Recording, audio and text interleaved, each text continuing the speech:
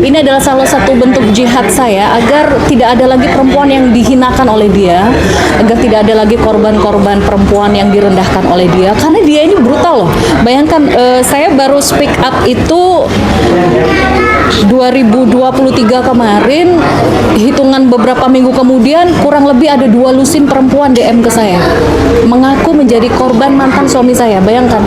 Ya, ini harus jadi atensi Polres Metro Bekasi dan Pak Kapolri. Pak Prabowo harus dengar ini. Apa yang disampaikan Mbak Zeda ini nggak ditindaklanjuti, mungkin Pak Prabowo perlu ganti Kapolrinya itu. Artinya kalau ini tidak menjadi perhatian dari negara, maka ini sama dengan negara melakukan pembiaran. Negara melanggar hak asasi dari warganya sendiri. Negara membiarkan penindasan. Berarti negara menjadi penindas, dan ini tanggung jawab dari Pak Kapolri untuk segera mengeksekusi dan menindaklanjuti ini dengan sebaik-baiknya.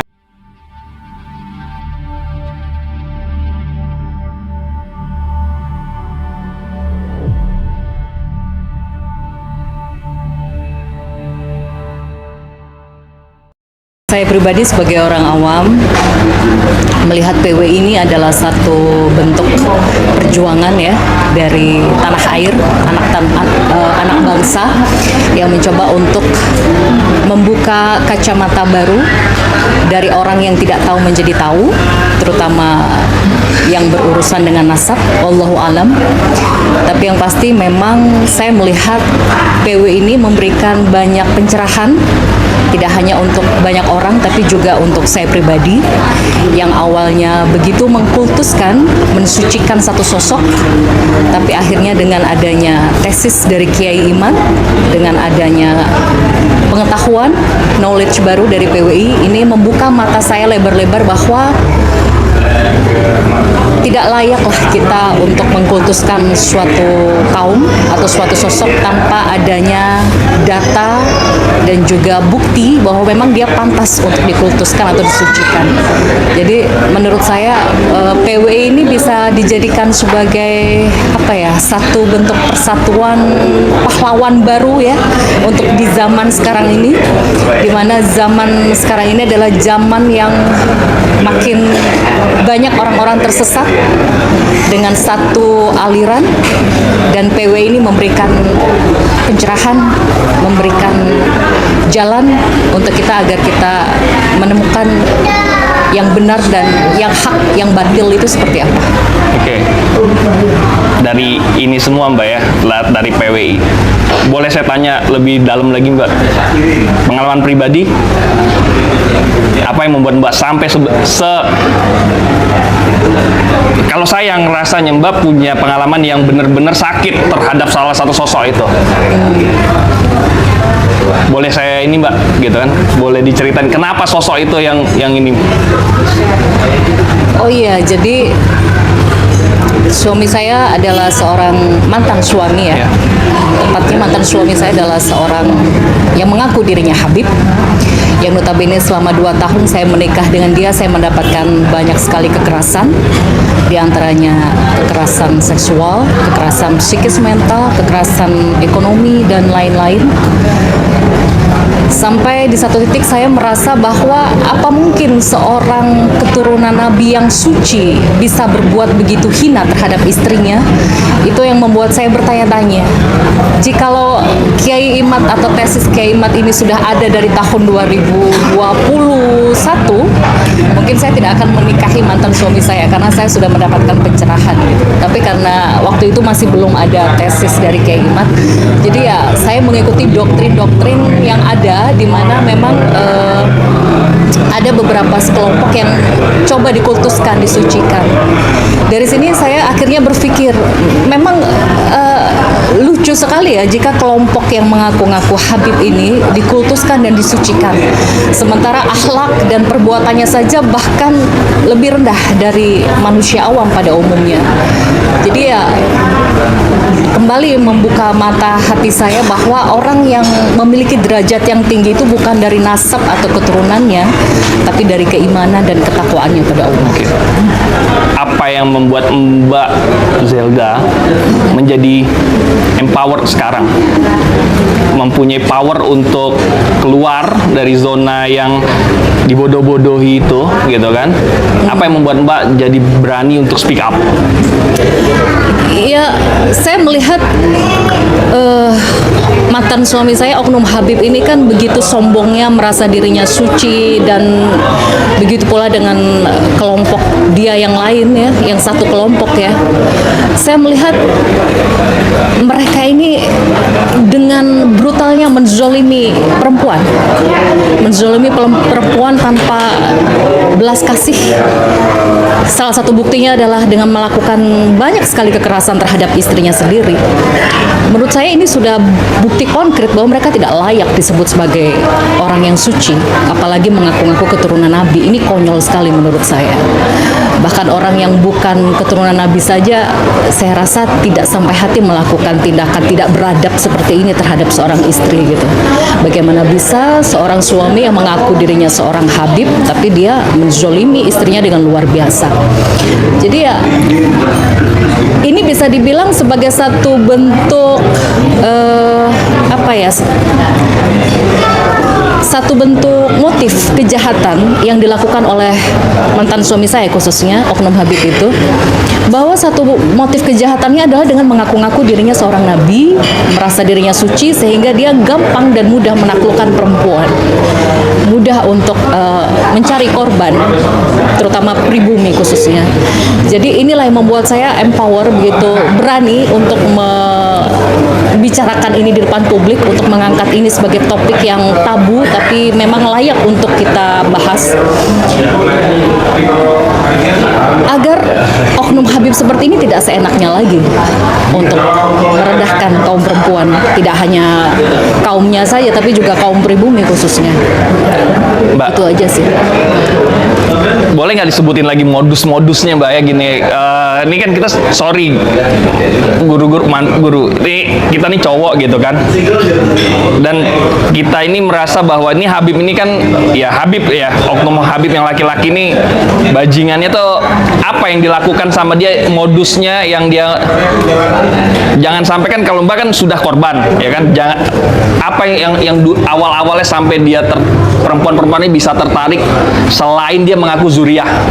Jadi dia pengen, oh iya, pertama ya, kalau saya mikirnya apa karena ganteng, apa karena apa ya, yang tahu bisa perempuan gitu kan ya, boleh kita tahu. Dan dari pengalamannya Mbak, modus-modusnya ini boleh di-sharing, Mbak? Ya, yang paling berbahaya itu adalah dia menggunakan topeng ya, menggunakan topeng kehabibannya seolah dia orang suci, menggunakan topeng kesolehannya seolah dia itu lelaki yang baik, yang bertanggung jawab. Dan kalau menurut saya, laki-laki seperti ini jauh lebih berbahaya daripada preman. Kalau preman bertato, susah cari korban, mundur perempuan. Tapi kalau mantan suami saya ini, dia pakai surban, dia pakai jubah, dia mengagung-agungkan dan menyombongkan nasabnya di mana-mana, sehingga orang mau tidak mau akan tunduk dengan dia. Jadi ini topeng yang sangat berbahaya sekali menurut saya. Jadi kenapa saya speak up seperti ini? Bukan saya membuka aib suami atau bagaimana, tidak. Ini adalah salah satu bentuk jihad saya agar tidak ada lagi perempuan yang dihinakan oleh dia, agar tidak ada lagi korban-korban perempuan yang direndahkan oleh dia, karena dia ini brutal loh. Bayangkan, saya baru speak up itu 2023 kemarin, hitungan beberapa minggu kemudian kurang lebih ada 2 lusin perempuan DM ke saya mengaku menjadi korban mantan suami saya. Bayangkan, satu Oknum Habib saja, di mana itu notabene mantan suami saya, sudah memakan korban hampir 2 lusin perempuan, dan itu masih banyak lagi DM lain, Oknum Habib yang lain gitu. Jadi menurut saya ini fenomena yang luar biasa ya. Kayaknya kalau saya diem, saya akan ditanya Allah di akhirat nanti. Kamu sudah dikasih Allah bukti, kamu sudah dikasih Allah jalan, petunjuk, kenapa kamu diem? Saya yakin saya di akhirat akan ditanya sama Allah. Oleh karena itu, kenapa saya memberanikan diri untuk membuka ini di publik, buka mata, buka hati, jangan sampai ada tertipu dengan topengnya. Cuman mungkin sekarang ini yang sedang menjadi ujian saya berikutnya adalah kasus kekerasan yang saya laporkan di kepolisian ini kan sudah memasuki hampir 1,5 tahun ya, tapi masih mandek di penyelidikan. Jadi pihak kepolisian saya juga tidak tahu ada apa, padahal visum kekerasan sudah ada, bukti-bukti saksi sudah ada, semua, bahkan si terlapor ini, si Oknum Habib mantan suami saya ini juga sudah diperiksa 2 kali gitu. Saya tidak tahu ada apa dengan Polres Metro Bekasi ya, sampai sekarang masih mandek, dilempar ke sana ke sini, bahkan ini yang terbaru dilempar ke kementerian dan nggak jelas kapan ini kasus saya. Ini miris sekali sih menurut saya. Kalau ini menggantung, nanti dia akan semakin seenaknya dan dia akan berbicara di luar, saya difitnah. Saya difitnah oleh Zeda Salim. Semakin gampang dia mencari korban. Jadi ya sekarang saya coba berpasrah sama Allah aja lah. Saya sudah melakukan perjuangan yang luar biasa 1,5 tahun ini, saya udah babak belur. Bahkan saya mengungkapkan hal seperti ini di hadapan publik itu benar-benar tidak mudah. Saya mengalami kekerasan dan meminum banyak obat untuk bisa sembuh. Ya saya tetap minta doanya aja supaya Allah beri keadilan. Oh, ya, jadi udah dilaporkan ke Polres Metro Bekasi dan belum ada. Ya masih dilempar ke sana ke sini gitu. Oh, iya. Gantung Iya. kasusnya. Iya. Saya tidak tahu ada apa ini pihak kepolisian. Ya, ini harus jadi atensi Polres Metro Bekasi dan Pak Kapolri. Pak Prabowo harus dengar ini. Apa yang disampaikan Mbak Zeda ini nggak ditindaklanjuti, mungkin Pak Prabowo perlu ganti Kapolrinya itu. Ya karena saya ngikuti apa yang disampaikan Mbak Zeda itu benar 1,5 tahun, dan ya beliau udah terlalu sering speak up di media dan tetap aja laporannya nggak diproses ya Mbak? Diproses tapi menggantung. Oh ya menggantung gitu ya. Jadi Penyelidikan belum naik. Jadi kalau penyelidikan itu namanya bukan penyidikan ya, namanya nggak dijalankan itu proses hukum. Padahal sudah 1,5 tahun ya Mbak ya. Iya, Padahal sudah ada visum, sudah ada saksi-saksi gitu. Komnas Perempuan bahkan sudah. Komnas Perempuan ya juga sudah bersaksi. Terus pakai mungkin mau nyampaikan. Saya yakin kita semua punya saudari perempuan ya. Kalau ibu kita perempuan, kita punya saudara perempuan, kita punya anak juga perempuan. Artinya ini adalah suara jeritan nyata, faktual, bisa dibuktikan, dan beliau sudah speak up dengan lantangnya selama 1,5 tahun ini. Kalau sampai kemudian ini dipetieskan atau tidak jalan atau mandek, ada apa? Pertanyaan besar ini yang bisa menjawab adalah kepolisian itu sendiri. Kepolisian pasti memiliki pimpinan. Kalau kemudian pucuk pimpinannya itu tegas, sebagaimana selama ini yang digembar-gemborkan, nah pasti apa yang menjadi berita yang viral ini, yang menjadi konsumsi publik dan menjadi perhatian bersama ini, pasti dia akan turun. Kalau sampai kemudian Pak Kapolri tidak juga mengambil tindakan atau tidak ada kebijakan yang yang secara gerak cepat, maka patut dipertanyakan kepemimpinan beliau. Maka nun sewu, Bapak Prabowo Subianto, ini rakyat Anda berjanji bahwa tidak akan pernah terjadi apa yang pada masa penjajahan Honden and Inlander for Verboden, anjing dan pribumi dilarang masuk, pribumi dipersamakan dengan anjing. Ini ada pribumi Nusantara, dan beliau mendapatkan direct message sekitar 250 korban kalau nggak salah begitu, tidak hanya lebih 2 lusin, dan di daerah-daerah itu juga banyak sekali pelaporan, dan itu bisa dirunut beritanya di media sosial, banyak sekali. Artinya kalau ini tidak menjadi perhatian dari negara, maka ini sama dengan negara melakukan pembiaran, negara melanggar hak asasi dari warganya sendiri, negara membiarkan penindasan. Berarti negara menjadi penindas, dan ini tanggung jawab dari Pak Kapolri untuk segera mengeksekusi dan menindaklanjuti ini dengan sebaik-baiknya. Mohon Bapak Presiden, mohon Bapak Kapolri, saya yakin ini akan didengar oleh panjenengan berdua. Terima kasih. Ya, saya tambahkan sedikit. Jadi intinya pihak penegak hukum yang terhormat ini sedang mempermasalahkan status pernikahan saya.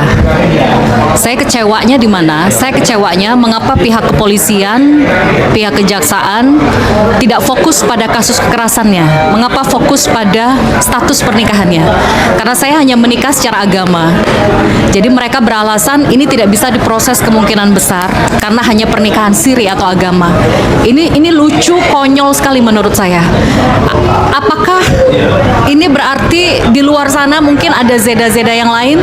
Seorang istri yang sudah dinikahi sah secara agama dengan rukun yang sah, kemudian dia mengalami kekerasan, dia tidak bisa mendapat keadilan. Ini konyol menurut saya. Kita ini menikah di hadapan Allah dengan saksi yang sah, dengan rukun-rukun yang sah, tapi pada saat mendapatkan kekerasan kita tidak dilindungi.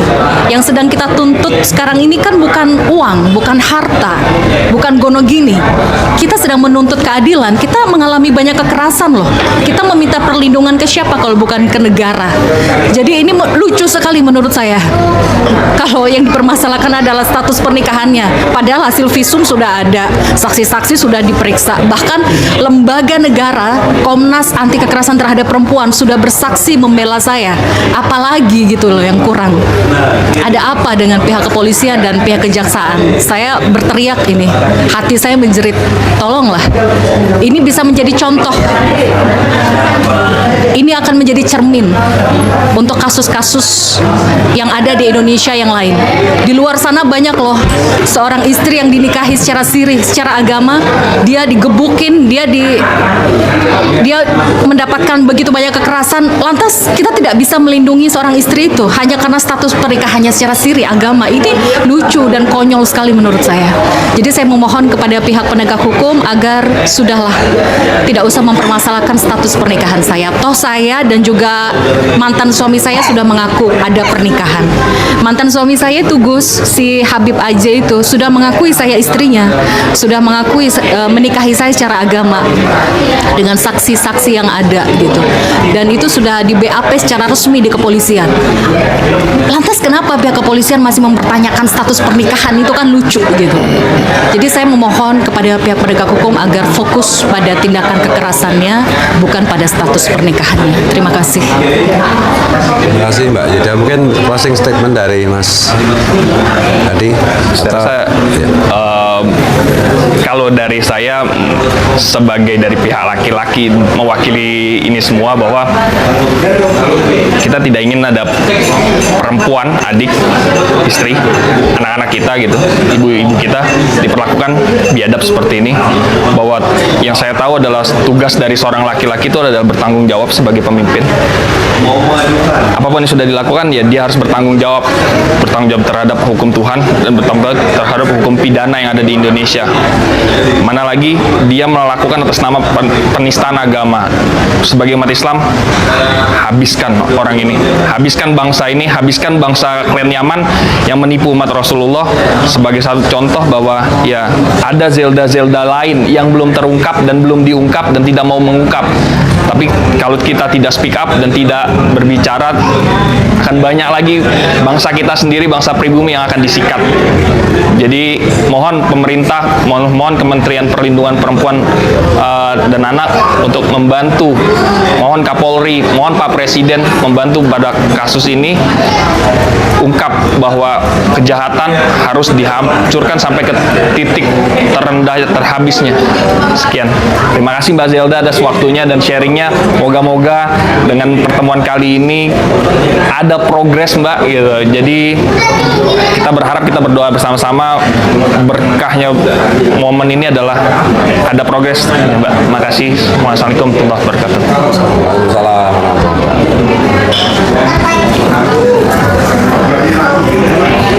Terima kasih buat teman-teman sudah nonton video ini dari awal sampai akhir. Yang mana di sini ada Zida Salim, korban mantan istri dari Habib klan Balawi yang tidak bertanggung jawab ya. Jadi Sida Salim sampai saat ini berjihad mengadu kepada salah satu pengurus PWI Laskar Sabilillah, yaitu Gus Fuad Pleret ya. Jadi Sida Salim ini memperjuangkan haknya, menuntut keadilan, dan di sini mendatangi Gus Fuad ya. Dan Gus Fuad mengatakan ini adalah atensi untuk Polres Bekasi gitu ya. Kalau misalnya tidak ada respon, maka Presiden Prabowo harus memecat Kapolri, kata si Gus Fuad Pleret ya. Jadi ini adalah bentuk jihad, kata si Sida Salim ya. Jadi saya tetap mendukung beliau, mudah-mudahan ada respon dari pemerintah ya, utamanya dari kepolisian ya teman-teman. Kasihan kalau banyak korban selanjutnya, karena menurut penuturan Sida Salim setelah jadi ini ada setelah kasus ini menimpa Sida Salim, 2 minggu kemudian ada dua lusin perempuan yang DM ke Sida Salim bahwasanya orang-orang yang DM itu adalah korban dari mantan suaminya Sida Salim itu ya teman-teman. Oke, terima kasih buat semuanya, semoga video ini bermanfaat dan semoga pemerintah mendengar keluhan dari Sida Salim, dan sampai jumpa di video selanjutnya.